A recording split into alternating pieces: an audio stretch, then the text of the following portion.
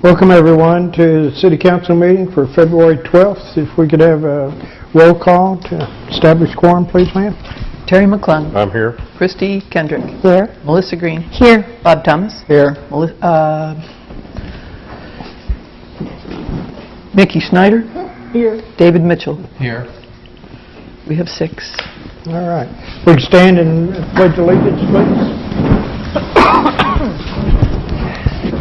I pledge allegiance to the flag of the United States of America and to the republic for which it stands, one nation, under God, indivisible, with liberty and justice for all.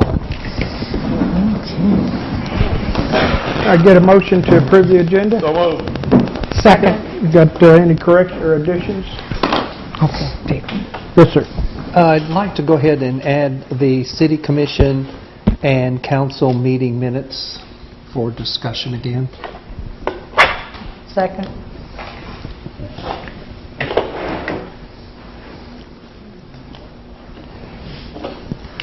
Anything else? Yes, ma'am.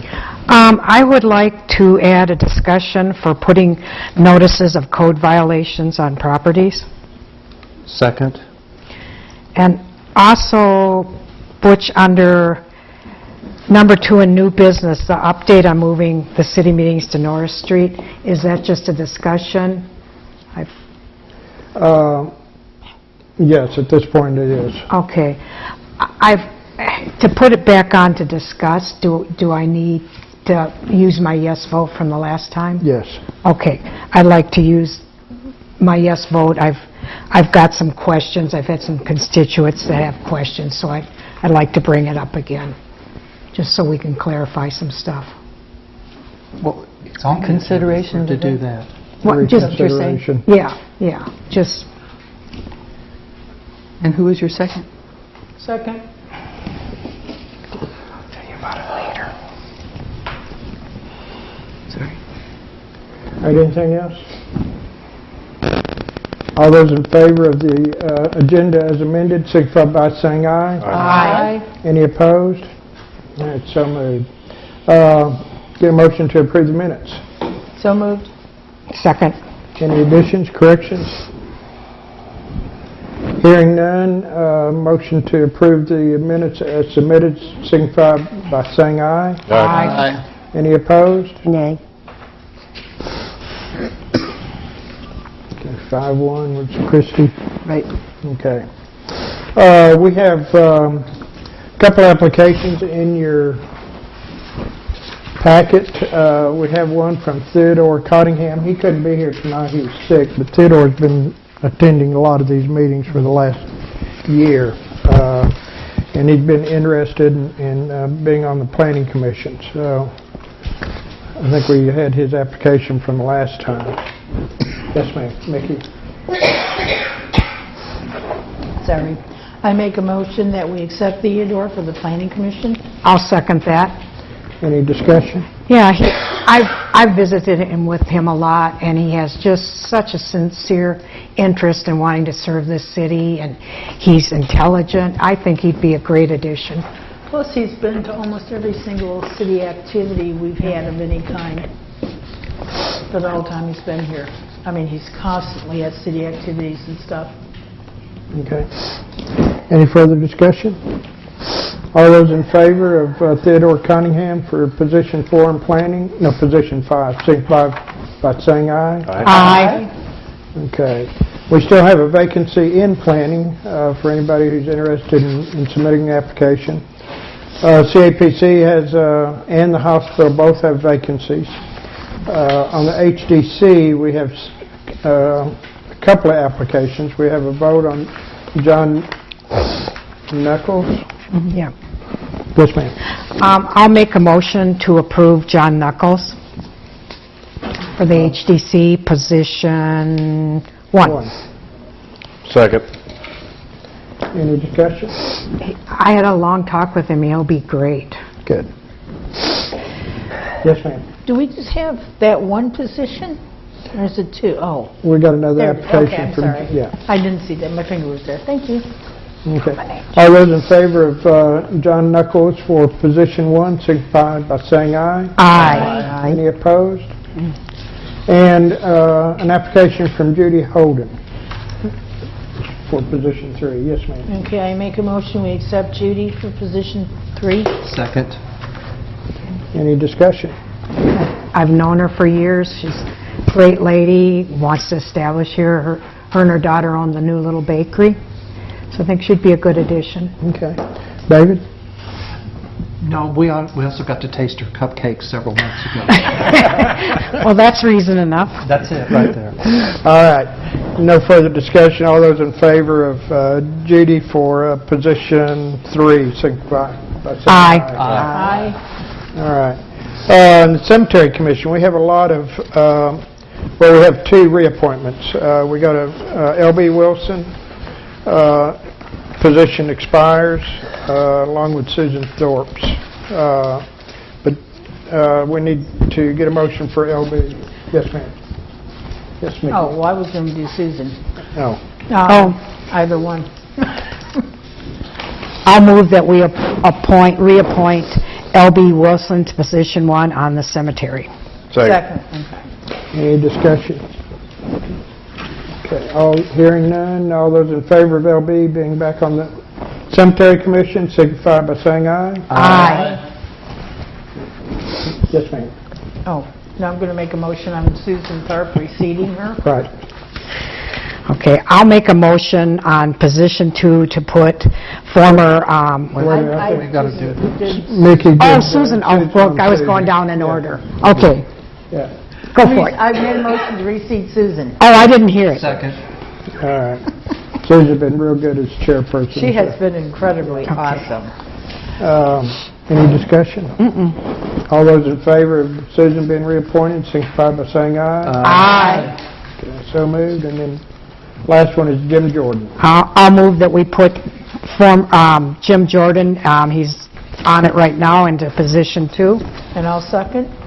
Any discussion? Yeah, he's been another awesome one.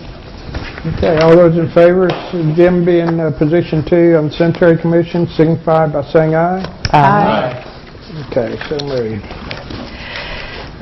You've got a great slate. It looks like the Cemetery Commission is, we still have 1 vacancy on there. So if anybody, this is a hard-working commission that's real important. So, with that taken care of, we got public comments.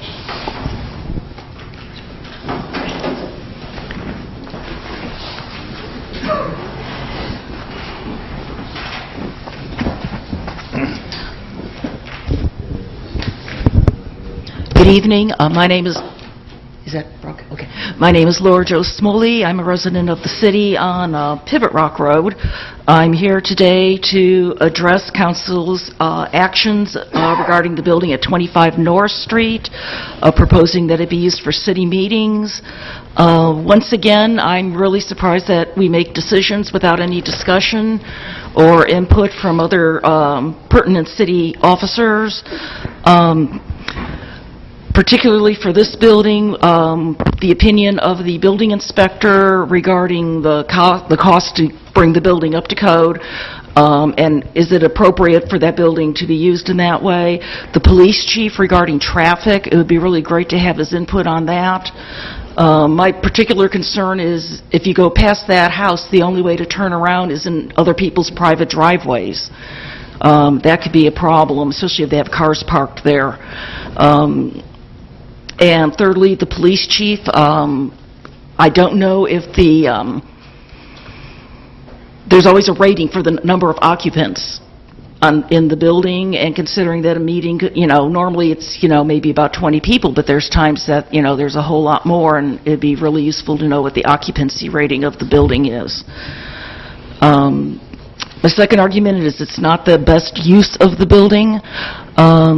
There's a potential use for the building to be used as offices for the new doctors, which would be great because then they have easy access to the hospital building itself for blood draws and other tests, saving their patients a lot of time and effort.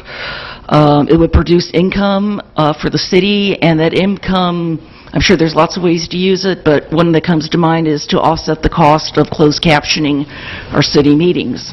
It has low traffic use. and the parking across the street has been more than adequate for a doctor's office. It can also be used as an office or storage building for the hospital. They are very cramped for space, so that's something that could be used.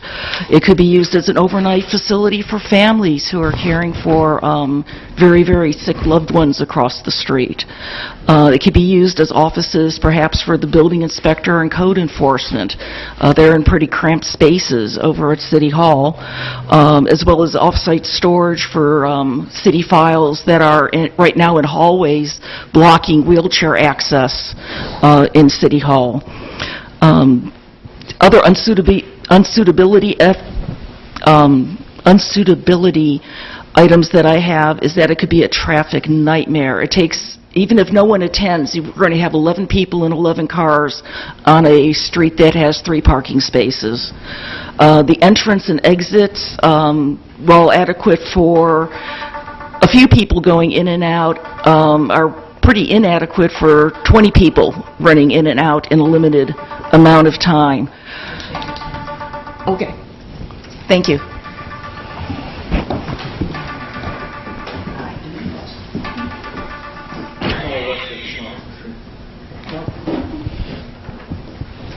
Hi, my name's Harry Meyer, and I have objections too about the conversion of 25 Norris to accommodate city council meetings and offices.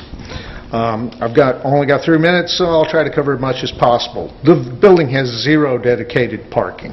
All parking in the area is dedicated to a clinic, which that parking belongs to the hospital and the hospital. There's no parking allowed on Norris Street itself. You have 2 red curbs leading up to it.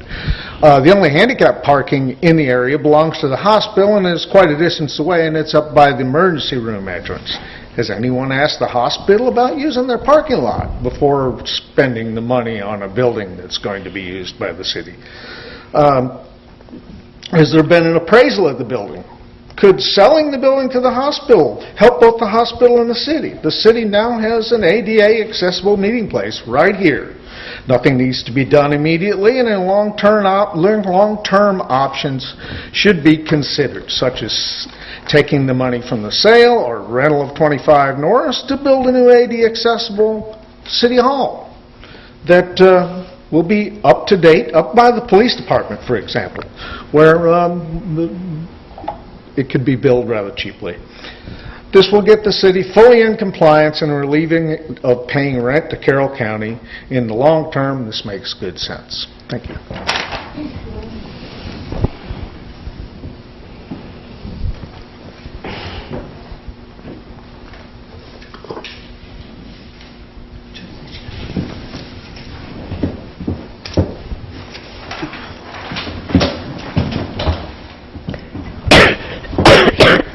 My name is Joyce Nuckolls. I live at 2 Spur Lane here in the city.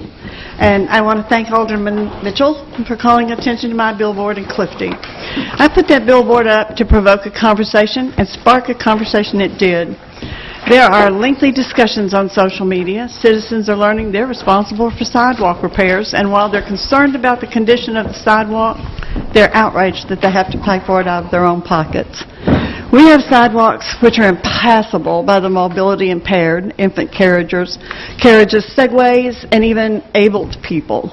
We have a dated sidewalk survey, which was only done in the historic district and done in such a manner that many of the properties could not be identified by nebulous locations, such as 66 feet at number 38 or 57 feet empty lots. It is impossible to send a printed or written notice to be served upon the owner of the premises specifying repairs without an address. The survey needs to be brought up to date and done by address. It can be a phased study, which is done over a 5-year period, so as not to strain city resources. So what can we do about sidewalks without imposing economic hardship on the citizens and property owners? We can revisit the sidewalk ordinance 2116. That ordinance leans heavily on punishment for failing to repair the sidewalks. And the mayor and the council have been loath to enforce it, but no enforcement is a mistake. The mayor and council, in 2003, actually, the Supreme Court in Barden v. Sacramento upheld a lower court ruling holding the city responsible for years of failing to enforce the sidewalk code and placed the full liability firmly back on the city rather than the citizens for the repair, although Sacramento had an ordinance just like ours. The city of Sacramento had to agree to assign 20% of their transportation funds for the next 30 years to improve the sidewalks. There are incentive measures which work, such as rebate programs and repairs at the point of sale. Rebate programs offer to match or pay a flat rate to property owners with proof of repairs. We see that this council may have been willing to appropriate money for code enforcement, so we know there's money available for a rebate program. Larger cities like Los Angeles, whose citizens are responsible for the sidewalks just like ours are, use a point-of-sale program, and that's what this study is about. It requires a certificate of compliance to be included in the escrow documents at sale. There are studies estimating that nearly 50% of properties sell within a decade. In a decade, we can turn our sidewalk program around in a more economically humane way. I brought this study from the Journal of Urban Planning and Development. It outlines the point-of-sale plan. Mr. Mitchell complained bitterly about the billboard, but took no action, which is ironic, as he is in an exact position to do something about it. So I hope he will take this cause up and make my billboard obsolete.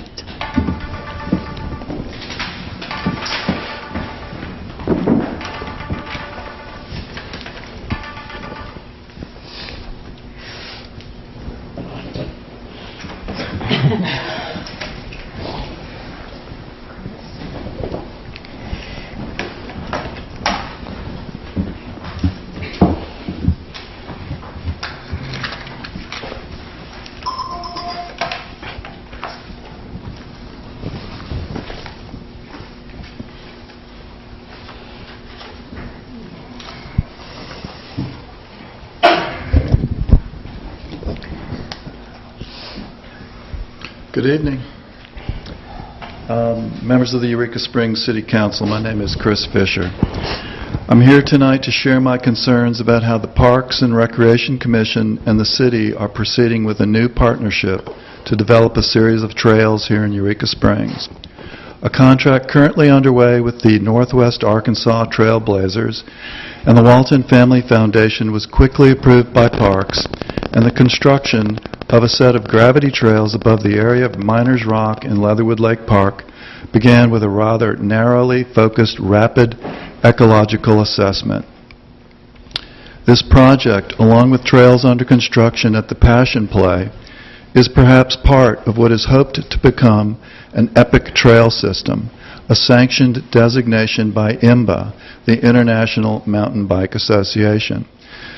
The concept of an interconnected system of a multi-use recreational access to our various public green spaces, traveling between our parks, spring reservations, etc., linked by our current streets, pathways, and a network of patched together forms of surfaces we might use across our landscape, is potentially a very constructive and positive facility, providing long-term sustenance for our community.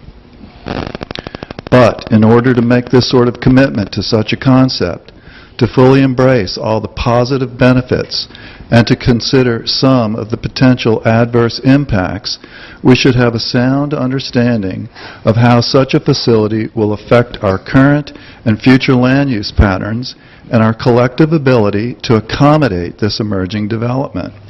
The City of Eureka Springs, unfortunately, has not yet developed a master plan, and within that missing toolkit to help govern the needs of our community, the Parks and Recreation Commission has also yet to produce a comprehensive plan for all the various lands under their specific purview.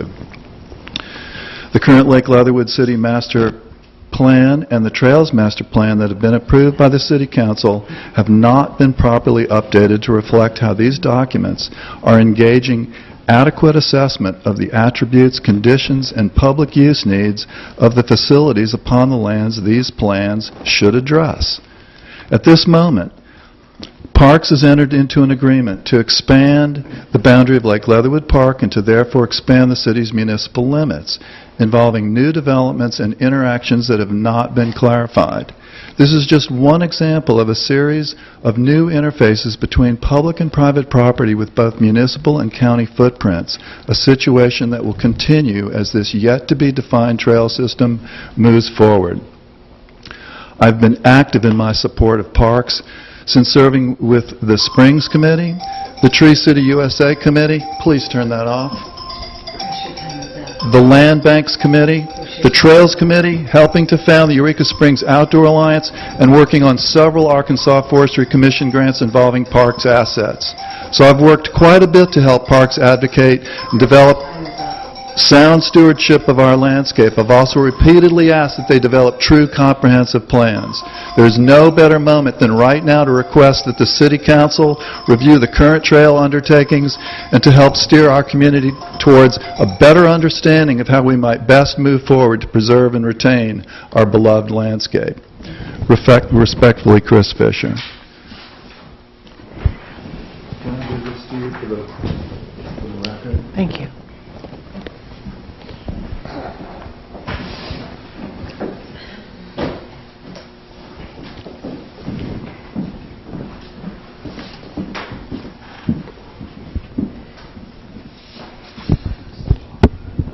I appreciate the opportunity to speak with you this evening. My name is Pat Costner. I'm a longtime resident of Carroll County, and I'm a native Arkansan, as you can tell by the accent. First, I want to preface what I have to say by saying that it's a great and regrettable disappointment that I could not have brought this information and other information that I have into a decision-making process for the new Trails project now going forth at Lake Leatherwood. I want to address two things first: liability and attractive nuisance. Now, does Parks have a plan for reducing or avoiding exposing the city to lawsuits by riders injured on the downhill trails? Now, some trail systems require waivers, signed waivers. So that's an option, but so far it isn't clear that there is any such plan. Now, the city may not be fully protected by Arkansas's tort immunity, according to, for example, this Arkansas Supreme Court's finding in Parrish versus Pitts and the City of Little Rock. They noted as follows: municipalities are not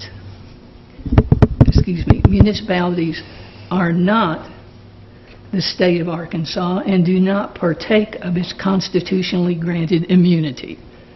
It does not clearly appear to us in this day and time the municipality and those presumably benefiting from its services are unable to bear the full cost of these activities. The immunity rule imposing the entire burden of municipal torts on the individual victims is patently unjust and can no longer be retained without an equally clear showing of an even greater harm to the public. That's liability. Then comes attractive nuisance. Does Parks have a plan for preventing unplanned and unsupervised entry to the downhill park by adventurous children and youth wanting to try out the trails on their small bikes, sleds, snowboards, etc.? And I will point out that courts are commonly more sympathetic when the injured party is a child. Now, I've gone through, for those of you who don't know much about mountain biking and the differences with downhill mountain biking, I have prepared a little 2-page paper, and I have within it a brief summary of a number of medical reports I have on downhill mountain biking injuries. So I will happily leave these with you, and if anybody wants one who doesn't get one, I can send it to you by email. Thank you. Thank you. Thanks, Pat.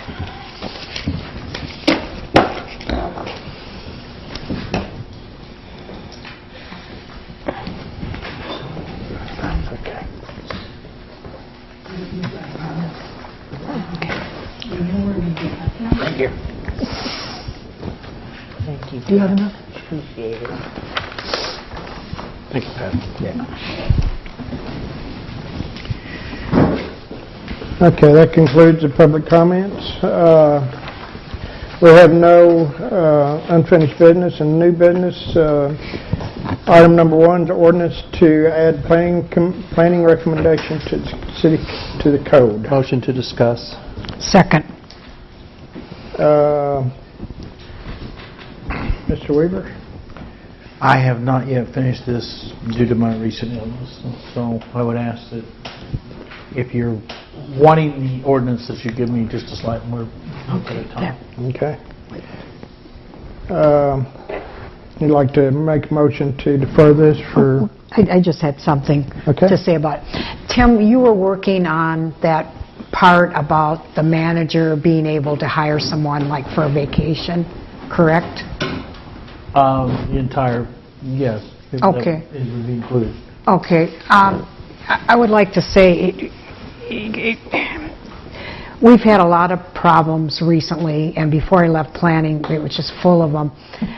And one of the big problems we're having is with parking, like up on Spring Street. Well, there's a bunch of lodgings, B&B tourist lodging.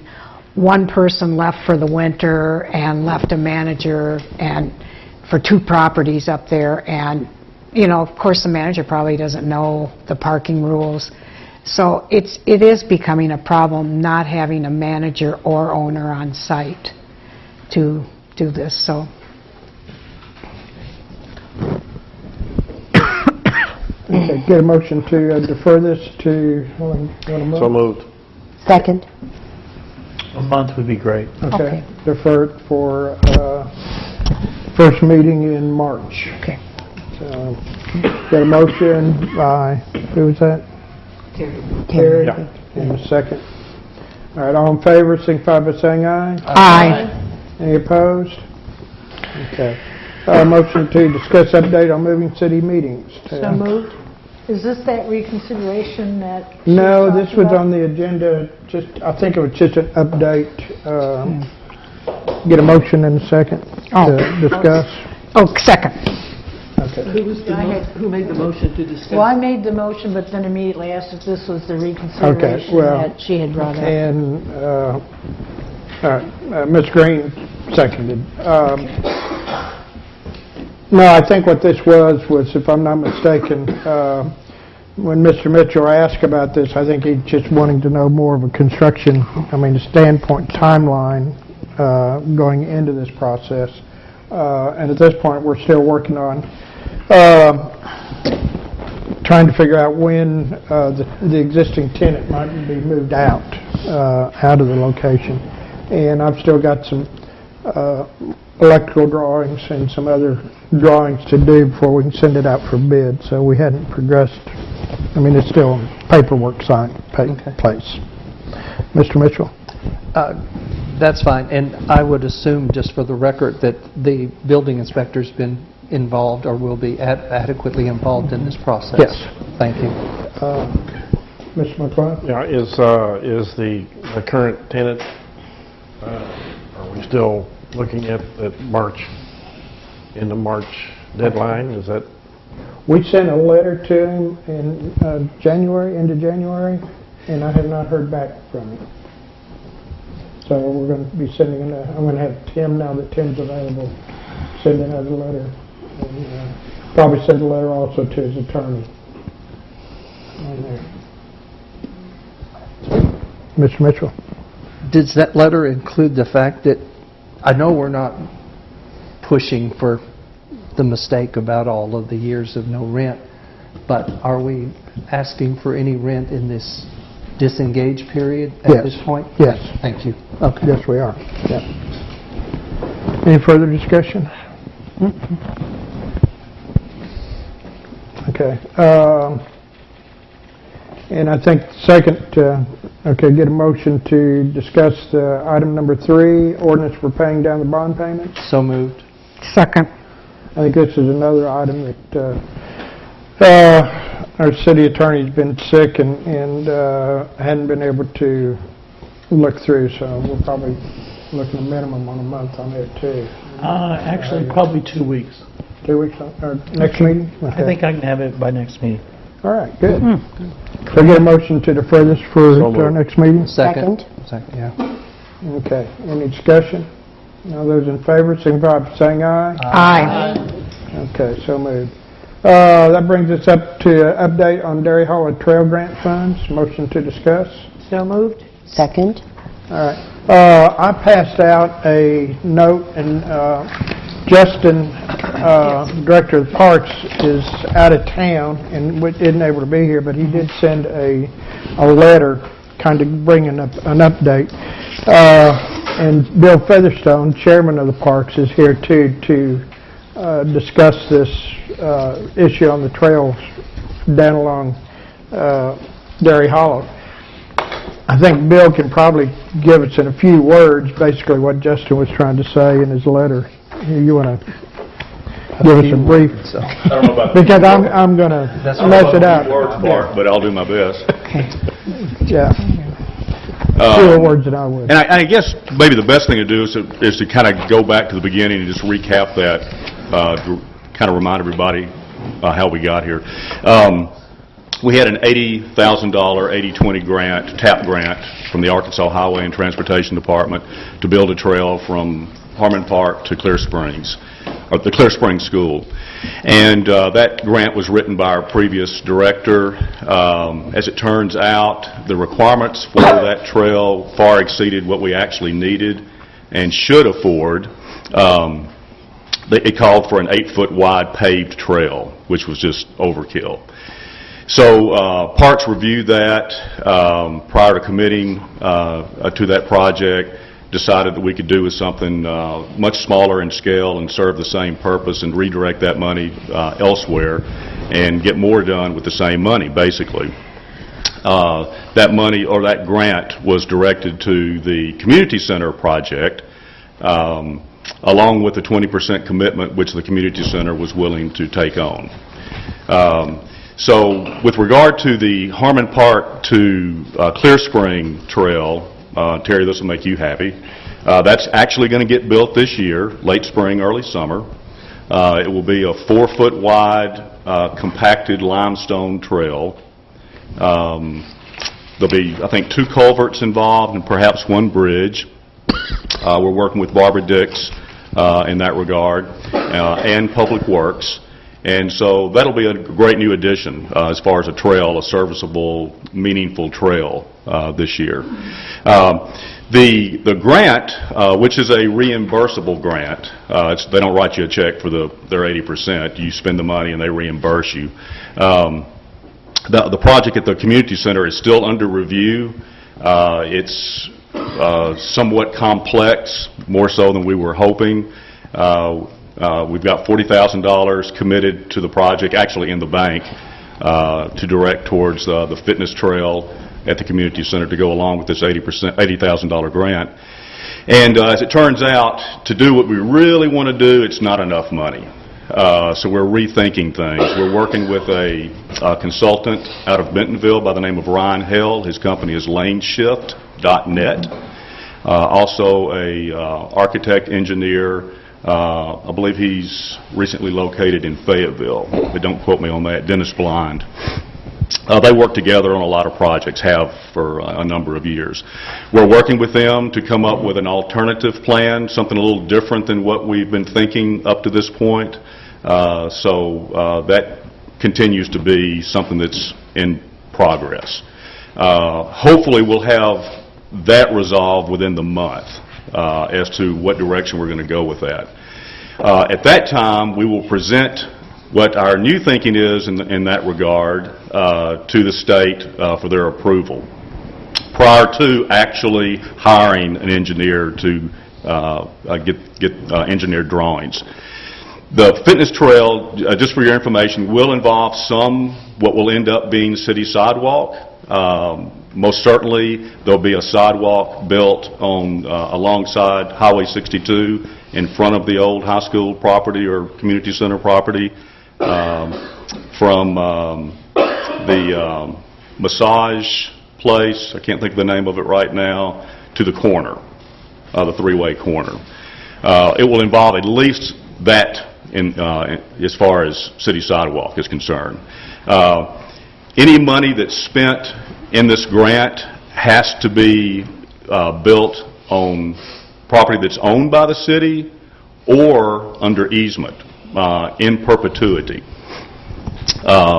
We have not gotten that okay from the school board in that we're not currently the owner of the property. However, one of our board members at the community center is also a board member at the school board. We don't think that will be an issue, but up until the time we're ready to actually show them where the trail is going to be built, I can't tell you for certain that we have their approval to enter into an easement with the city to make sure that that's a permanent trail. That is one of the requirements of the grant. So I probably skipped over a bunch of stuff. You probably have some questions, so I'll answer them as best I can. Ms. Kendrick? I'm confused. The city, through resolution, approved parks applying for this grant, and the resolution specifically referred to Dairy Hollow Trail. And the city council subsequently went through a lot of trouble vacating property in exchange for the rights-of-way, etc. And then all of a sudden, city council heard that the grant had been diverted to another purpose without city council approval, without even its knowledge. And I'm rather surprised that Parks believes that it has the power to divert grants that have been approved by City Council for particular purposes to another purpose. Do you have a comment on that? I appreciate your position. I'm not aware of anything that says that Parks couldn't do what it did. If you're aware of something, gosh, I'm all ears. But the resolution specifically referred to the Dairy Hollow Trail. That's correct. I don't believe that if Parks doesn't, if it currently has, I'd like to hear from the rest of City Council, but if it currently has this power to act without City Council approval, I would like to strip it of that power, because we approved application to a grant which, by the way, depending on how it is used, the city could be liable for repaying. So I'm just very, very surprised. Well, under any circumstance, the city is liable for repaying. Then it's particularly important that it be used for the purposes that City Council believed it was going to be used for. Bob? I think we almost need to postpone this until Justin is available. I spoke with him last week, and the words that he used were that Parks had washed its hands of this grant money and turned it over to Public Works. So I'm real confused now about... Again, I'd love to know under what... Justin's not going to tell you anything that I'm not going to tell you, and I understand why he said something like that. He probably didn't mean to word it exactly like that. Parks applied for the grant, okay? Parks wrote the grant. Technically, the city applied for the grant and approved, and by resolution approved the grant. I get all that part. But this was a Parks initiative. And Parks, in the interest of fulfilling its responsibility and its duties, felt it was in the best interest of the city that it serves to build this trail in another way and to take that money and do something else with it. Stretch the dollars, okay? Whether or not we had the ability or the authority or whatever to do that, we can debate that, okay? I know of nothing that says we couldn't do that. until I see something like that, that's kind of the position I take. But it's not like we're trying to do anything that's not in the best interest of those that we serve. Mr. Mitchell. Letter from Justin, first, 2, 3, fourth paragraph down. At this point, Parks removed itself from the process aside from providing administrative support as needed due to us being the original applicant. Sounds like the original applicant actually was the city in conjunction with the city. So for Parks to remove itself from the process and turn it over to the community center, I think Christie's point is well taken. Mickey. I think we pretty much covered all of this last year when all this was first happening about the switching of the various grants. I think rather than scream, yell, holler, go after people, whatever, to protect the city in the future, maybe we should do an ordinance or whatever it would take, a resolution, whatever, to control and protect the city from any and all future grant activity by any grant writing group. Maybe that's what we need to do rather than pointing fingers and stuff, because yes, this was highly confusing last year when it first came up. The original plan from Clear Spring to Harmon was awesome. Then they found out it's like $1 zillion. Couldn't do it. So we don't yell at them for wasting all that money or trying to do something that we can't do. We work with them. They just did not realize that they needed to be talking to us. So if we just pass a little ordinance or something, then everybody will know and we won't have this problem. Can I remind the table, Mayor? No money's been spent. Right. Okay, it's an $80,000 grant, and not $1's been spent yet. Well, am I misunderstanding? But my understanding is that this grant really hadn't even been awarded for a project.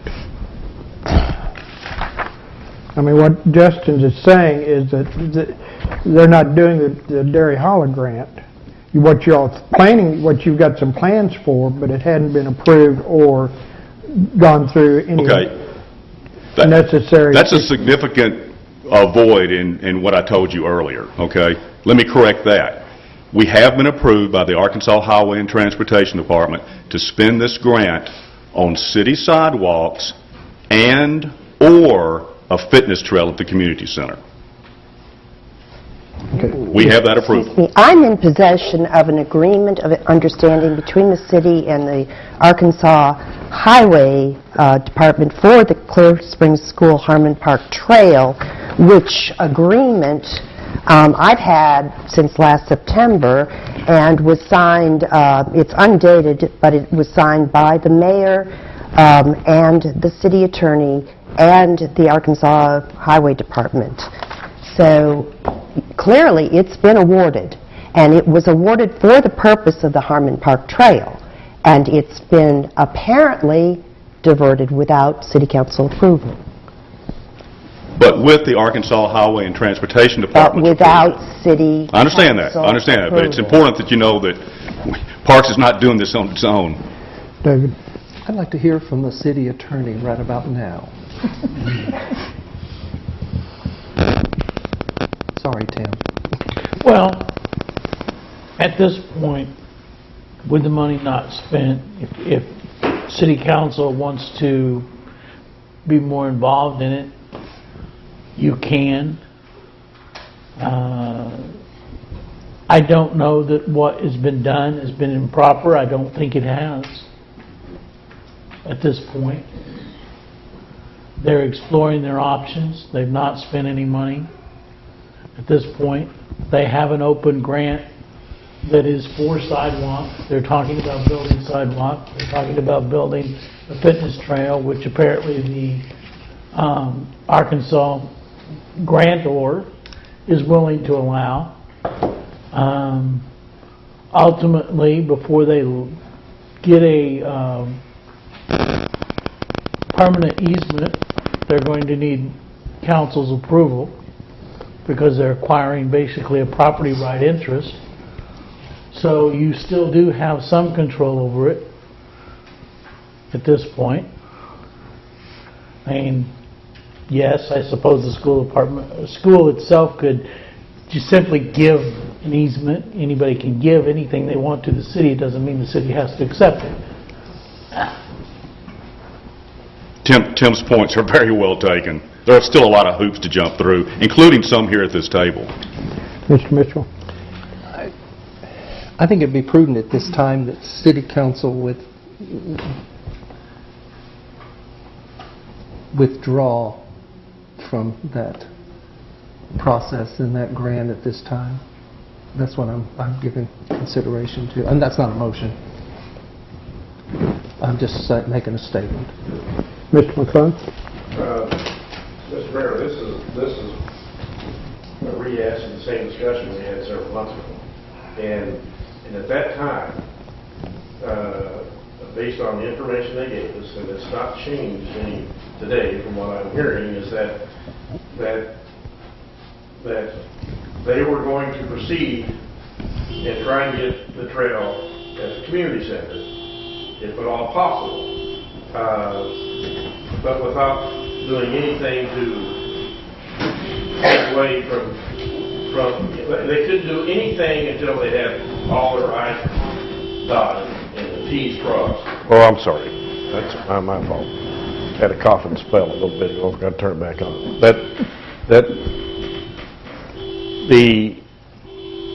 They weren't going to do anything without having everything exactly in order. And, you know, it was fine. It was, and they assured us at that time that they would come back and go ahead and build the trail at Harmon Park, which they still intend to do. So, you know, where they are right now, I don't see that they're doing anything wrong either. I'm in agreement with Mr. Weaver until they finally come to us with the final idea, as you know, and have everything set and defined, then that's when we make a decision. And I think if they do what they say they're going to do and they've got everything covered, then I don't see the problem. Ms. Kendricks? I would like to make a motion that when City Council approves the application for a grant and it is awarded, and then if the purpose of it becomes impossible, or if it is diverted for another purpose, that it be approved by City Council before they proceed with such plans. I'll second that. All right, we got a motion. Nikki? We just make it simple. Make a motion that City Council must be contacted for any and all grants and changes therein. Mr. McClung? They did that. I mean, they came to us, and, you know, we heard about this and got it on the agenda, you know, several months ago, and we went through this whole same scenario and talked it out at that time, and you know, everything was okay. I mean, I'm all in favor of the sidewalk, of their trail down at Harmon Park, and I was pretty upset, as Bill referred to earlier, that, you know, that's needed to be there, and they assured us that it would be, but trying to divert the grant, but they've got to get, you know, they can't do anything as far as the community center without absolute approval from the school, you know, in perpetuity, like he said, and so they're not there yet. So and with you, because we have to have an easement to build the trail on, and you would have to approve that easement. We can't approve that. Mr. Thomas? I'm almost being facetious, but I'm really not. When you decided not to use this money on Dairy Hollow, was Echo Clinic asked what they would want, or was Flint Street asked if they needed anything? How was this decision made to give the money to the community center? Oh, that's something Parks took up. Well, your And- parks, I am a commissioner on Right. Parks. and you're also on the community center board. That's true. So how is- I wear multiple hats, How guilty is as this- charged. So you had this money to do something with. How was the decision made that community center got that money? Nobody else was given the option of asking for anything. I don't know how Flint Street would use this money and the others that you mentioned. I said it, you know. There's a very real use, potential use at the community center that was similar to what the application was. Echo Clinic is building a little village. I'm sure they'd love to have a fitness trail. They probably would, but again, Parks wrote this grant for a specific purpose within Parks' purview, and Parks redirected the grant to another use that it supported. And That's all I can tell you. if you were not on both organizations, it wouldn't be such a bad... Hey, if building a fitness trail and/or sidewalks on the community center property is a bad thing, then I'm a bad guy. I just want to know who else had an option to apply for any of those funds. I don't even know that is pertinent Well, to the it's conversation. pertinent to me. Well, I understand that. Okay, thank you. I'm going to go back to what Christie said, and Bill just said Parks directed the money to the community center and never consulted anyway with council at the time. And I think, I understand what Terry was saying, and I understand past comments, but I'm going to go back to that same topic again. Parks directed it, never checked with anything. We wrote the resolution, we were involved, we're still part of it, and obviously we're still will be part of it. But leaving council out of it and having this direction going on from Parks directly to the community center, I understand what Bob's even saying. I get it. And when Parks Commission voted to transfer this money to the community center, they were told that City Council had been approached and approved. That was in the newspaper article. That came up several times at our last meeting, the meeting where we discussed this. Oh, okay. I think all we're doing is chastising Parks again for what we did previously. I mean, we've done this already, and that was, the purpose was because they did it without us knowing about it, and that's why we had them put on the agenda to come and explain what was going on, and we went through all this, exactly the same scenario. And this is Groundhog Day. Mr. Mitchell. No, Mr. McCall, I disagree with that. I sat there and I never picked this piece up, but I'm not going to beat it to death because it's already been exposed and it's been brought out, and I think the concerns of various members of this council have been expressed. And, that's where we're at. It's not going to change it, but you know what? It's out. Mr. Kendricks. I think the difference from what happened before and today is I have a motion on the table for an ordinance to require them to report to us about these things and allow City Council to have some input. Was that an ordinance? I didn't hear the word specifically. Do you want that word Yes, added? please, I would like that. And I'm going to go ahead and call the question.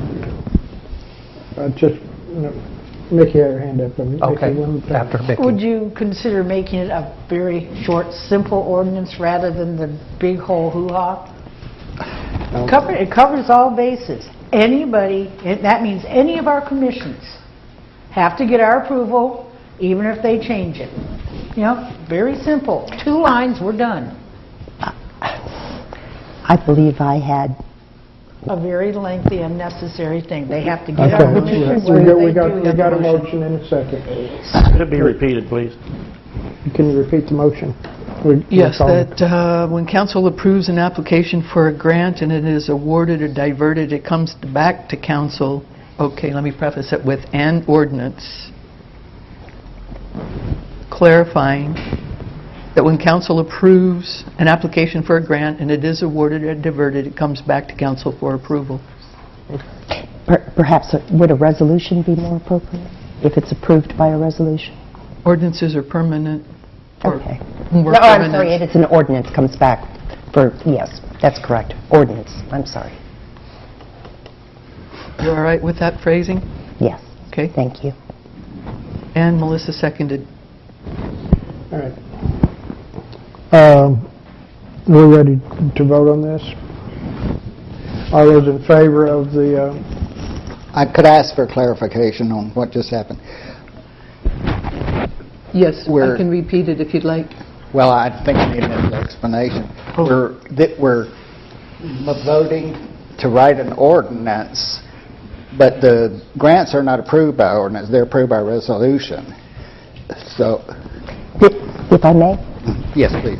This is an ordinance that states that when City Council approves applications for grants by resolution, that if it is diverted to another purpose, that it come back to City Council for approval. Okay. I thought both of those had been changed to ordinance. No, we're not sure. Okay. Would this apply to this situation, the ordinance that we're making now? That is my intention. Okay. So it's retroactive. Yes. Mr. McClung?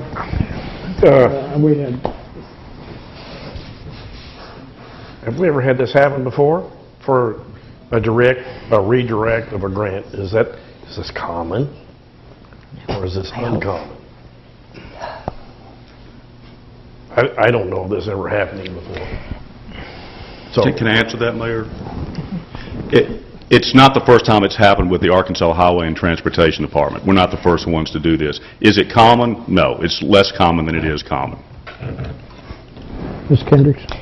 It seems to me that I am seeing more and more often that different commissions of the city are acting independently, and I do want them to understand that ultimately these decisions are made by City Council. I mean, we saw that when the hospital commission, apparently entered into a lease with Dr. Beard, for example, I was happy that the hospital commission came to us about the purchase agreement, but when it was in the paper, it seemed to be. I think we're getting off tangents. Okay. I sorry. tend to disagree. We're talking about things 15 years and 20 years ago. We had to call a question. Yeah. We did. Yeah. And all those in favor of the question being called, signify by saying aye. Aye. Any opposed? Okay, so the motion you want to read the motion one more time, please, Madam Clerk? To have an ordinance prepared that when council approves an application for a grant and it is awarded or diverted, it comes back to council for approval. I all understand the motion? All those in favor, signify by saying aye. Aye. Any opposed? Okay, so Ms. moved. Snyder, what's your vote, please? I'm sorry, I said aye. Okay, thank you. Worded stupid, but the idea is good. All right. I think that takes care of that item. Thank you, Bill. All right, our next item is, I think Mr. Mitchell wanted city council meetings. Motion to discuss. Second. Okay. We have a person that's very involved with recording of council meeting minutes, the closed captioning concept, the commissions, which commissions have recordings, how they're broadcast and everything. And I would like to ask that person to give us a very brief rundown on that concept before I make a motion. And that would be Kim. Big Kim? It would be Kim. be Kim to discuss. To give us some feedback on just a little bit of the process, exactly what we do now, the council meetings, unless I'm wrong, and I'll give it a try, but jump in if I veer off here, okay? Because it can happen. Right now, the city council meetings are recorded. They are closed captioned, and then they are put on the city website. No, they're not on the city website. Murdo's shaking his head, so he's helping me. They're not on the city website, but they're put on Channel 21 the next day. See, that's why you better help me. Talk to the mic. State your name and address. Kim Stryker, and I work for the city. So, city council meetings have been previously and are again recorded and broadcast. And by broadcast, we mean that recording is posted to YouTube, and we use a voice recognition application that Eric Knowles alerted us to get a rough closed caption file. Then Murdo, still up on YouTube, Murdo goes in and edits that closed caption file to bring it to about 98% accuracy.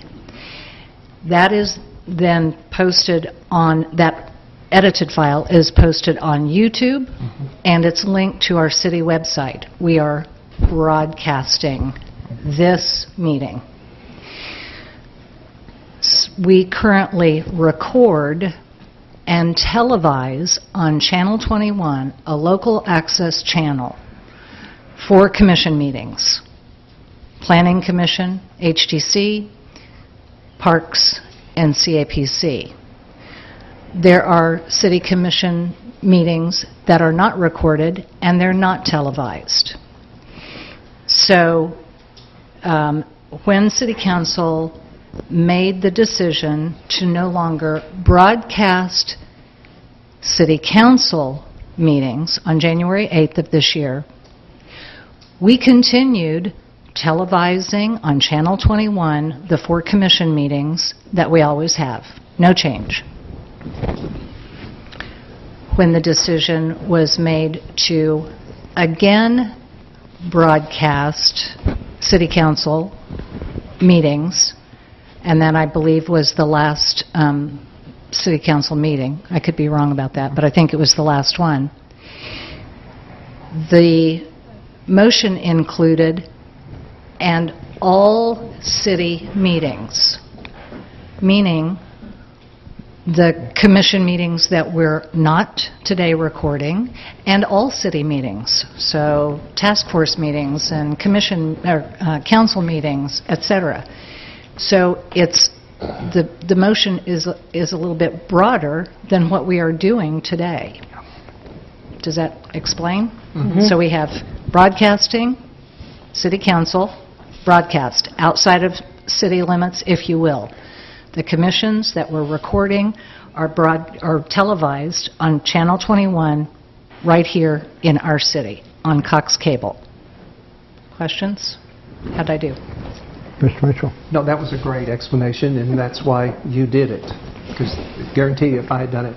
So at this time, I think it would be appropriate for me to make a motion to revoke the motion that I made, asked to revoke the motion I made last time so that we can reword and bring, based on the information we have, bring our motion up to match more of what we're doing. So I'd like to revoke my motion at the last meeting that I don't remember what I said, but that's the one I want to revoke. And I'll second that.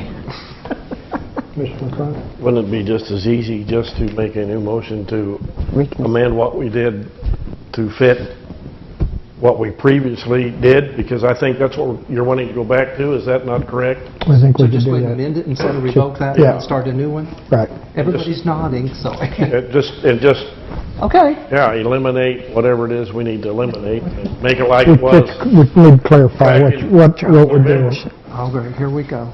Will you please take back your motion? Yeah, take back your... Take your Don't motion take back. that motion back. And I'll take my second. Okay. Now we're back, and we don't, okay, now we're going for an amendment. I make a motion to amend my prior council meeting motion regarding...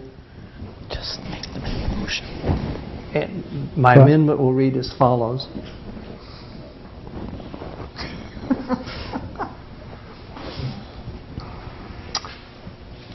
We go back to broadcasting city council meetings, closed captioned, edited and closed captioned. She's helping me out here. Keep going.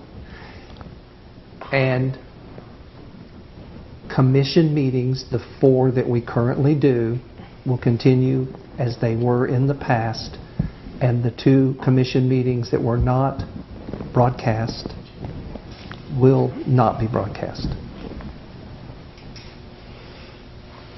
Second. Basically, we're going back to what we had originally. Yes. Okay. Just one, the last 2 that he mentioned, shouldn't you just say that we don't televise those? Because I thought it, didn't I? no. Well, he said when it goes... Okay. All right. Don't mess with it, please. Okay. Yes, ma'am. It remains my position that the televising of and broadcasting of council and other commission meetings encourages people playing to the camera, and it encourages constituents to stay at home and watch the proceedings rather than to come and observe them personally. And therefore, I oppose the motion. Vicki? Would you be willing to pay all of our residents who have no cable or who have no computers, would you be willing to pay for those items for them so they can see any of this stuff? Or for the ones who can't make it down here, would you be willing to work their job so they can come to this? Or maybe to rent taxis for them or anything else? Because we have an awful lot of people who, for many, many reasons, cannot come to a meeting. Would you be willing to fork over the money to help them out for that? We don't need to get in a table debate. Well, you're talking about playing to the camera, so I decided I'd do it for you since you started it. Mr. Mitchell. Just one question of clarification, and I'm going to direct it to Kim again. I want to be real clear. When we go back to this motion and everything, we are complying to ADA compliance. Thank you. Just want to be sure. Okay. Okay, any further discussion? All right, all those in favor of amending the motion, we'll do by roll call. Mr. Thomas? Yes. Ms. Kendrick? No. Mr. Mitchell? Yes. Mr. McClung? Yes. Ms. Green? Yes. Ms. Schneider? Yes. 5-1. Okay. Okay, our next item is Notices of code violation. notice of code violation. And who's that? Yeah. Yep, all right. I'll move For a for... motion to discuss? Yeah, motion to discuss. Second? Okay, you want to lead off? I visited with you, Mayor Barry and Tim, about this, and when I was in planning, we have a lot of code violations, and one of them is illegal Airbnbs, and we cannot cite them when they live out of state. We can cite them if they do live in state, and we have one, I know Ann is aware of it, that lives in Chicago. We've written him, we sent him certified letters, I've emailed him when I was on planning, and he just thumbs his nose. So what I would like to do is to have an ordinance, and Tim said that we can put notices on doors that they are violating a code violation, and to me it would be one way of maybe deferring them or embarrassing them, and this would go along with, you know, houses that are being neglected. If we put a notice on their door, there's one guy on Prospect that uses his house for his address, comes and picks his mail up, but has no intention of fixing the roof that's caving in. So I think maybe it could be a deterrent to maybe get some code enforcement on out-of-state or people that can't be found. Mr. Weaver, you got a... Well, there are certain rules about posting. They're not necessarily going to get your out-of-state people forced to come to court. As long as they stay outside of the state and it's a code violation, we can't go get them. If they're coming within the jurisdiction, potentially, or if they're coming within certain distance of EUREKA and within the state, we potentially can get them into court through certain means. But as far as shaming, I don't know that I would use that term. Okay. But it would let people know potentially that there was violations on the property.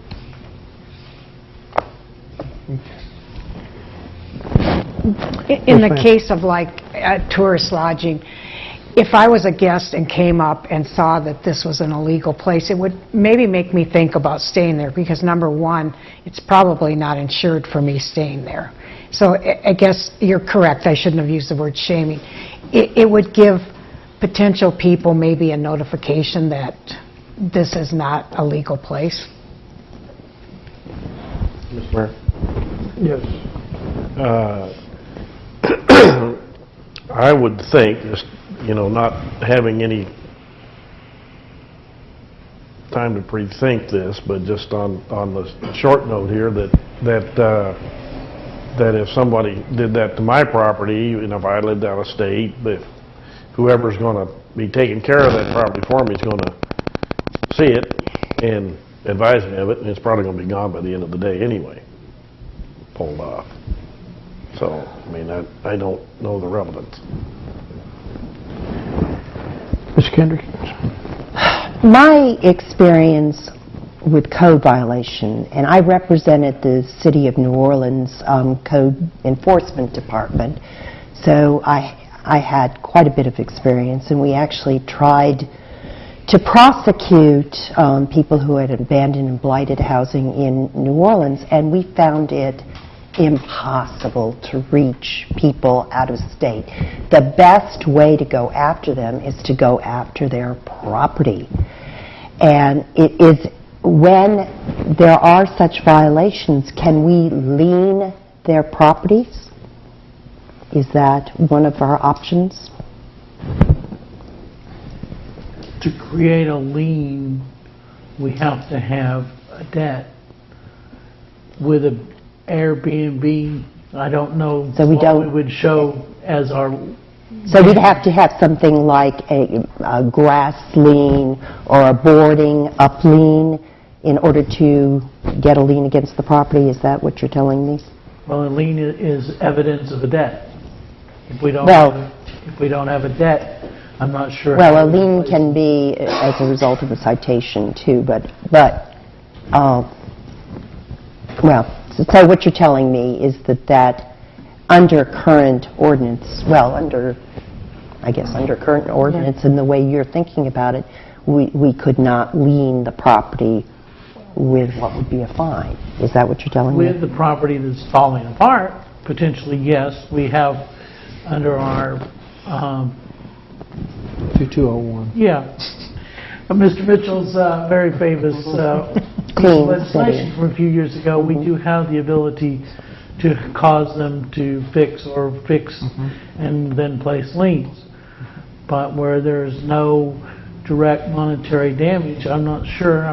Maybe there's something that we could come up with that we are being damaged that would allow us to create a lien, but I don't know of a monetary amount at this point that would be associated with an Airbnb. Maybe there is, because it's a damage to the other legitimate businesses within town. but then it's more of a damage to them than it is to the city.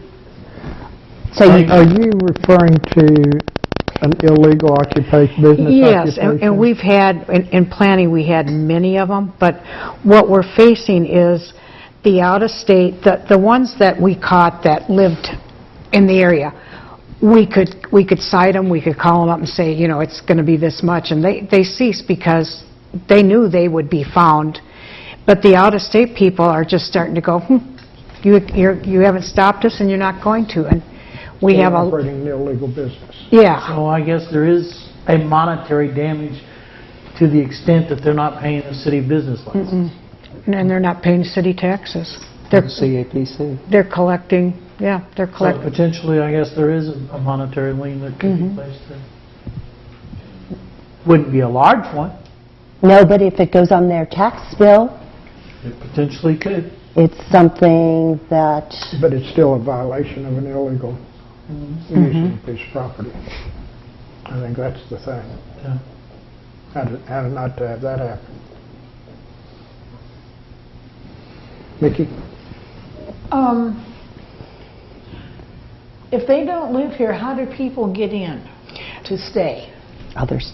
I'm asking Melissa, because it's been a well, while, I don't remember. Usually they'll have like a housekeeper. In the case of a lot of our cottages, we leave a key. We just tell them, you know, the door will be open, the key's on the table. Okay. So no, you don't have to be here. Well, that was that part of the question. Now, why can't we just chain lock it closed? Contact the owner and chain it closed and say, sorry, since it's an illegal business, you will no longer be committing business. I don't know, is that possible? It would sure make a point. Yeah. Mr. Mitchell?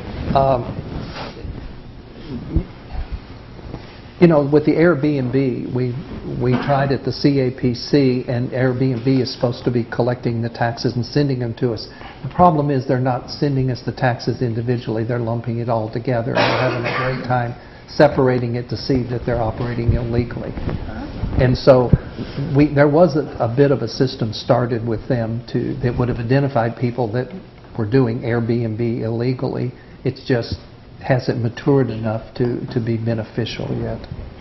And then this other issue seems like there might be a little bit more emphasis on the part of code enforcement that might help us out here. What you got? In the code book, there is pretty steep fine for operating a business without a business license. So there is something already in place. And I would think that would just require The question- again, you have to file a summons or notice to that person. Well, the question is whether you could convert that somehow or convert it somehow into a lien on the property. So, because you're not going, as the city attorney said, you're not going to find them in New York City and get them to voluntarily come up with this money. And so. As far as the code and the fine could only be imposed through a court. So the fine itself could not be the lien. The lien would have to be the business license fee and any late fees attached to it, but there couldn't be any criminal monies attached as a lien.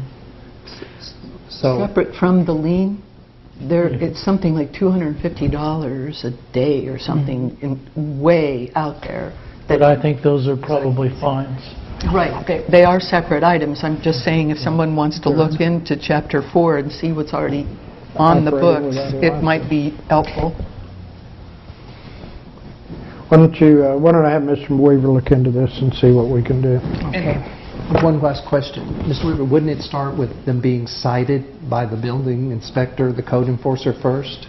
Doesn't that kick the process into effect? That's the problem. That's the problem, and Thank you. with it being at least going through the court system to be a fine.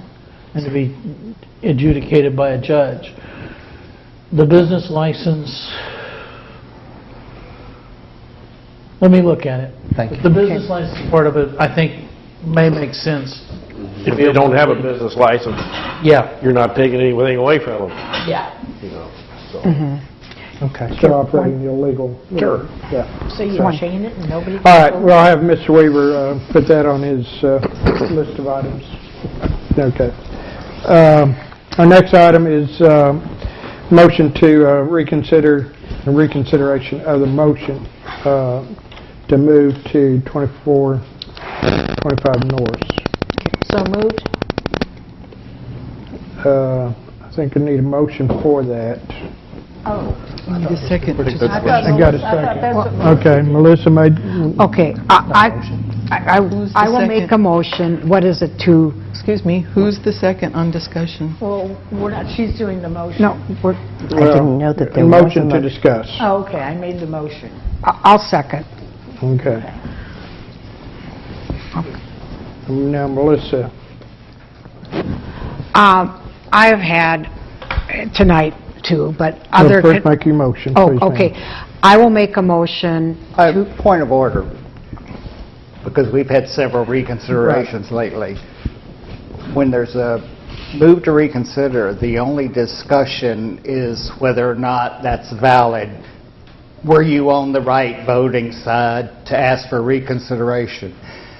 Then we vote to reconsider or not. Okay. After that, you can discuss your new motion. Okay. Thank you. Okay. All right. Okay, well, we've got, yes, and that's exactly, I mean, the motion, she is on the right side. Right. Of the second. So the motion is, that's what I was trying to do. She hasn't made the motion. She hadn't made the motion. Make the Okay. motion to reconsider. Okay, I make the motion to reconsider. Second. Okay. There's really no discussion. All those in favor? Can we do a roll call, please, on that? Yes.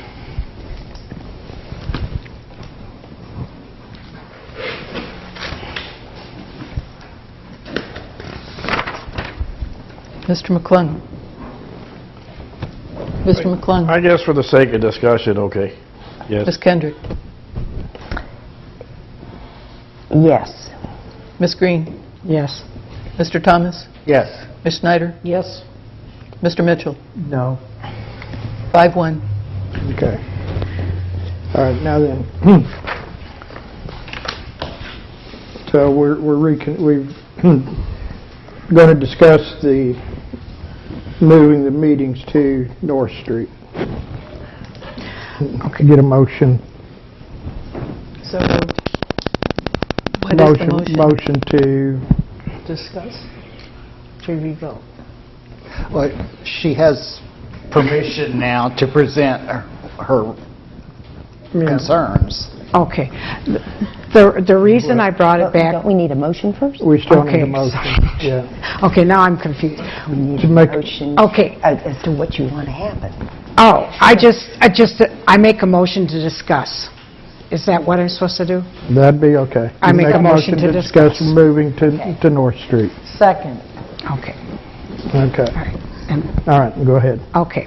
The reason I did this is I had a lot of constituents that had questions. Just about everybody I've talked to has been totally against North Street. So I said I would bring it back for a discussion. My fellow council people and I had voted yes on it, but I will honor my constituents and bring it back. Vicki? Okay, I don't know if I missed something somewhere or what, because I've been to all of our budget meetings.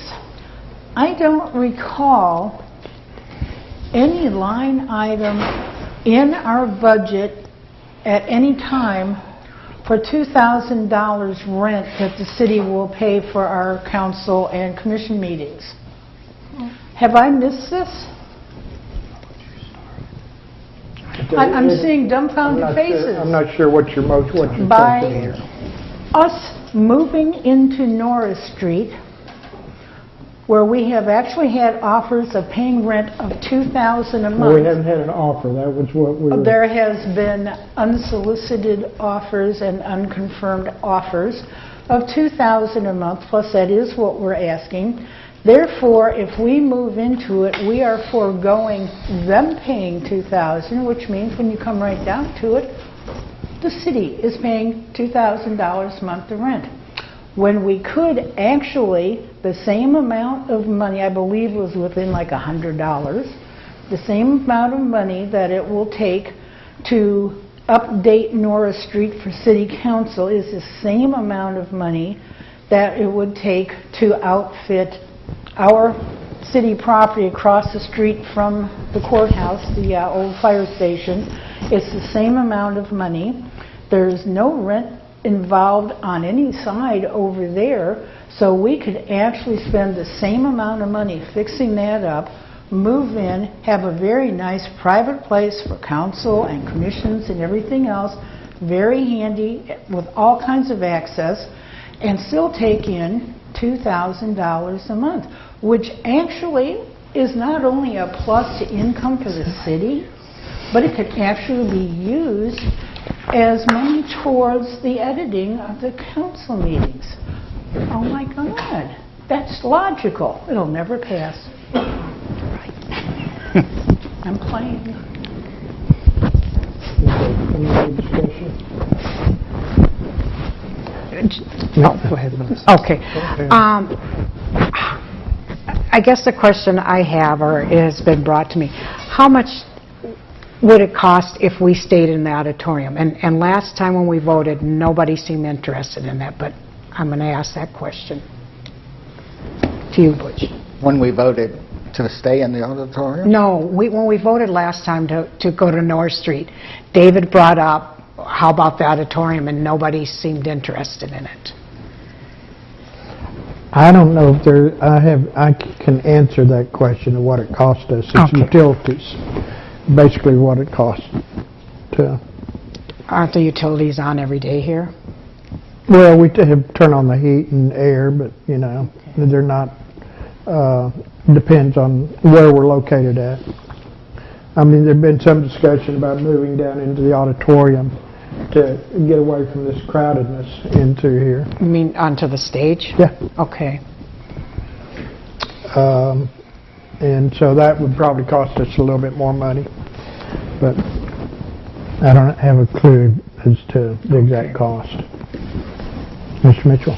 Actually, Terry had his hand up first. I don't want to... Well, the move here, thank you, David. The the move here was a temporary move anyway. That's originally the way it was discussed, and quite frankly, this arrangement is not the best either. And with all respect to Mickey's idea about the fire station, there's not enough room there. There's just not. It's more narrow than this, and not as deep, and it's just, you know, it's not as practical. It definitely does have the parking advantage, but that's all. So, you know, I can't concur with her suggestion there. That's basically all I have. Mr. Thomas? Are you wanting to revoke last week's vote? No, not necessarily. I just mainly brought it up for discussion because my constituents asked me. They said we were hasty, and I wanted to make sure this is exactly what we wanted, or if somebody had a better idea, or... Then I voted no to move to Norris Street 2 weeks ago. The reason being that we had just taken back a vote to move to the community center for lack of due diligence, and I thought the vote to move to Norris Street was just as hasty. We had not considered all the other interests, and I'm particularly talking about the hospital. I think we need to see what interest the hospital has and how critical their need would be, and what their architect would say about that building before we take it away from them. Mickey? Just as a side note, the community center has finished the room that they had originally talked to us about using. I was at the ribbon cutting last week, and the work is marvelous. They did an incredible job. Yes, the community center is still an option. It's a matter of working things out, and I would definitely still be for it. I am totally against, along with, as Melissa said, many, many constituents, against Norris Street. Parking, number one. Accessibility and the parking, it's unreal. Almost any place but. I'm sure with business in town the way it is, we could probably find a place to get, to have, to own, whatever. But Norris Street is ridiculous. Plus, like I said before, it can be a very good income. Yes, sir. Just for clarification, when we started this process, we had the fire station here and North Street. We actually went out and did site visits. The mayor graciously did some CAD drawings for us on the different options. The fire station, I still have them right here, and North Street. Estimated for us. Did great. So when we went on these visits, so it's not like we didn't do some due diligence to a certain level of what we were looking at. It wasn't like there was a secret, a lack of communication, a lack of discussion at all. In the process, at the very last minute, the community center threw in the option of the meeting room. That slowed this whole process down. We spent an extraordinary length of time reviewing that and eliminated that process, eliminated that as an option. Therefore, it left this room, the auditorium, which, you know, it's viable. It is. It left the fire station, which personally I just do not see as an option at all, sitting next to a fire truck in a drafty, horrible looking building representing the city. I think that's kind of gross. However, North Street did come up. North Street has office space. It has a large dedicated meeting area. It has a service kitchen that goes with it. It has a full basement for storage. There's a gentleman that just spoke at public comments here, or the lady, I can't remember which one, who listed some pros and cons, and one of the pros over there was there would be office space. They even recommended who might even go into that office space. They also talked about the files that limit access to get down to the mayor's office because you can't get a wheelchair down there. So I think that person did a great job in their analysis. And I still think North Street is a viable option. The city just approved the hospital commission to buy lots on the east side of the hospital, wrapping around, picking up those lots with that small house that more than likely will go into part of the expansion for the hospital should that ever come to be. And that isn't a final decision either yet, by the way, folks. That's still speculative, but they have secured that land, which means that the helipad will also be potentially moving. And again, that's city property. Let's not forget. That is city property, and then that parking is definitely public parking. So it's not like it is reserved off-street parking only. So if they're going to be expanding the parking, moving the helipad and everything, there is a viability. And as Councilman Snyder mentioned, also, since we're going to be back in the business of broadcasting, there are probably a number of people that will more than likely still be staying home to enjoy these meetings at home. So I just want to bring that up. But I mostly wanted to cover the fact for people here that thought there was lack of due diligence or discussion about North Street. That is not the case. What is the parking situation there? At the North Street? Yes. Well, you got the hospital public parking, and there's some public parking in front of the hospital in the evenings. Okay. I mean, during the day, it's pretty well full. Okay, is the hospital And you've considered? got you can't really park too much over on the other side because of the helipad. Okay. Is the hospital parking considered public? Yes. Okay. Mr. Burns? Instead of looking at one spot and voting to move or not to move, why don't we sit down and have a graph and look at the pros and cons of each possibility and look at them side by side instead of just putting one up for a vote? I think that, there's some pluses about North Street, there's some minuses, there's some pluses here, there's some minuses here. Let's lay them out and compare them. No place is perfect. So, let's see which is best or better out of the two, since the fire station won't work for Mr. Mitchell or me. I'm glad you added yourself to that. Those were very pretty pictures they had drawn. It's not. Is it possible to cancel the vote and not take physical action right now and do like what Bob just said? Let's weigh pros and cons. Let's look for some. That's what this reconsideration of the motion is for.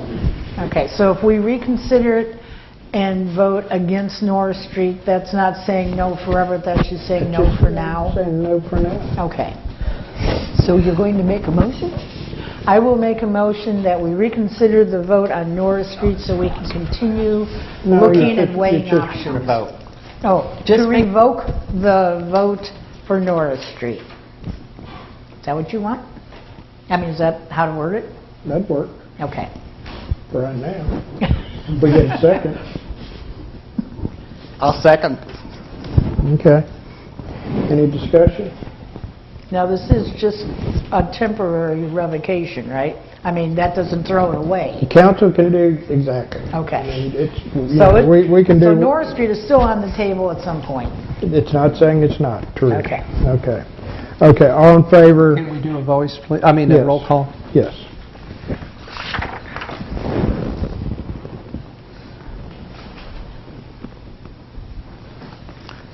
Ms. Green?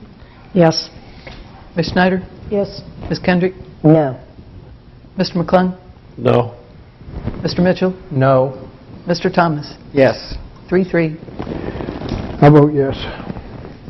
4-3.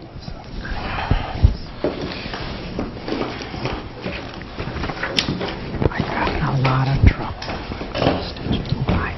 But I've gotten a lot I'd of like trouble, to make a David. motion that we bring in a big piece of paper and put it up, and we'll start looking at pros and cons of Norris Street and the auditorium. Workshop? A workshop, excellent. Okay, we'll have a workshop. All right, we'll, No second. Oh, yeah, second, sorry. okay, discussion? Okay, all in favor of the workshop, signify by saying aye. Aye. Aye. Any opposed? No. No. I heard, did you say no? I said no. I think we can do it during a meeting. I think, I think we can have a better discussion in the workshop. all right. So 3-3? And this is a motion for a workshop.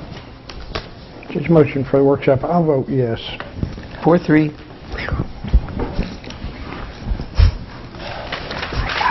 Okay. That takes care of that. Got in trouble from your All those email, business David. items.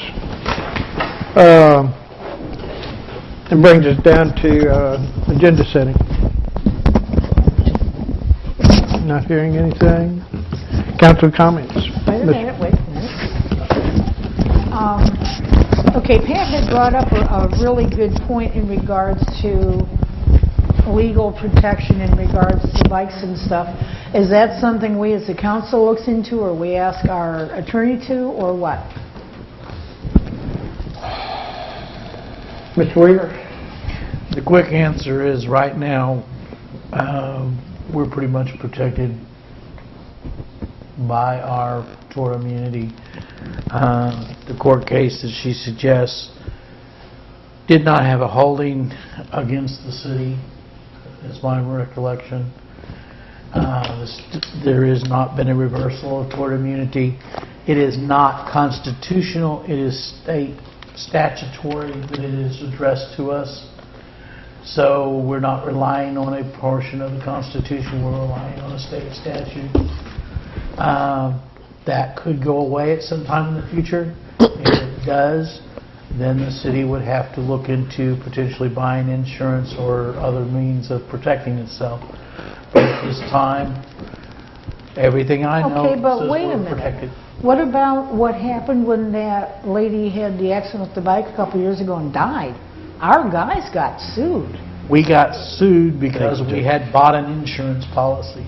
Because we had an insurance policy that we shouldn't have had. Because we had an insurance policy, we got sued for the insurance policy. They had to sue us to get to our insurance policy that if we had not had, we would have not been a viable candidate for suit. So we don't have this anymore? And we weren't aware that we had the insurance policy until it came up. Okay, so we don't have this anymore, I'm going to No, assume. we do not have it anymore. Okay, so that kind of thing kind of brings to point, is this something that we need to check all options, or has that been done because of that incident? At that point, we went pretty thoroughly through as best we could to find out if there were any other departments or anyone that had purchased similar policies, and we had very lengthy discussion with the municipal league about not putting ourselves in that kind of a position. Point of But order. we're trying to set an agenda. Yes. Well, that's what I was Thank asking. you. Is this something we need to do? No. Okay, that's what I was asking. All right. Council comments. David. Surprisingly, at this time, I'll pass. All right. Thank you. No comments. Mr. Thomas? No comment. Nikki? I already made the comment that the ribbon cutting at the community center was awesome. That building is just, it's beautiful. A few days before that, we had one of our very long-time police officers retire. Al didn't want anything going on, so nothing was said, but yes, Al, we are definitely going to miss you. You were a good cop. I also want to address the sidewalk issue that was brought up, because about 10 years ago when Dana Joy was mayor, we started working on the sidewalk issue. We spent, as a council, over 6 months working on this to make it affordable for the property owners to be able to take care of the sidewalks in front of their buildings. Because in EUREKA, yes, the properties own the sidewalk, but they own the top of the sidewalk. The city is responsible, I forget the distance, but they're responsible for underneath. So if like a sewer line or something is causing a problem, causing a sidewalk to do this like it did over at my shop, the city has to take care of the bottom, we take care of the top. It took 6 months because we had to come up with an affordable top to use, what kind of stuff can be used, because you can't afford to buy lime. Most of our people can't afford limestone. So we had to come up with solutions to that, and I'm not kidding, we worked on this for 6 months to make it affordable. We even did a wheelchair test to show people what it was like. We took very healthy people, made them sit in a wheelchair, and pushed the wheelchair across the sidewalk going from the courthouse to over here. And if anybody hasn't tried it, try it sometime. You'll lose your teeth, let me tell you. This was one of the tests that we did, so people understand why we were trying so hard to get these sidewalks properly taken care of. And actually, my shop was the first one to get done. As soon as it was finally passed, my shop was done like in days. So we have worked on it. Why things have slowed down or delayed, I don't know. We got quite a few of the sidewalks done. There are still some that are the owners are coming up with excuses or ignoring or whatever, I'm not sure. But following what we came up with 10 years ago would make it a whole lot more sidewalk accessible in this town. It's a matter of making the property owners do their part and the city being willing to do their part for the underneath. Because believe me, sidewalks like that, there's a base problem too. So it's a matter of just, I'm not sure where to go with that, but it is there. The ordinance and the rules and the laws are there, and they are very good. We really took our time on it. That's it. Mr. McClung? No comment. All right, we've got some events coming up next week on February 13th. We have the Fat Tuesday King Cake Ball, 5:30 at St. Elizabeth Parish Center.